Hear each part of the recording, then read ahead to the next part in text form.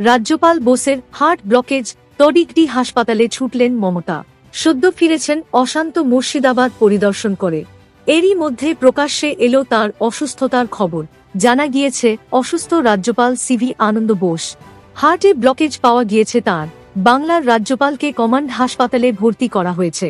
সেখান থেকে রাজ্যপালকে অ্যাপোলো হাসপাতালে স্থানান্তর করা হতে পারে বলে সূত্রের খবর। তার বাইপাস সার্জারিও হতে পারে বলে খবর মিলছে।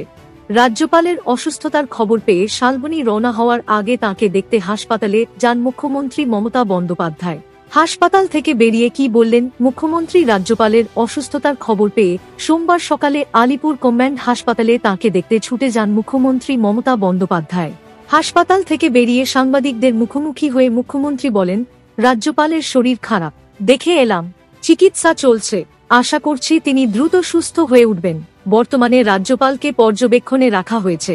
প্রয়োজনে এনজিওগ্রাফি বা বাইপাস সার্জারির মতো পদক্ষেপ নেওয়া হবে বলেই হাসপাতাল সূত্রে খবর। রাজ্যপালের নিরাপত্তা ও চিকিৎসার জন্য সর্বোচ্চ সতর্কতা নেওয়া হয়েছে। আরও জানা গিয়েছে যে আলিপুর কমান্ড হাসপাতালে মাঝে মধ্যেই শারীরিক পরীক্ষা করাতে আসেন রাজ্যপাল সিভি আনন্দ বোস। সোমবার সকালেও সেখানে গিয়েছিলেন তিনি স্বাস্থ্য পরীক্ষা করাতে।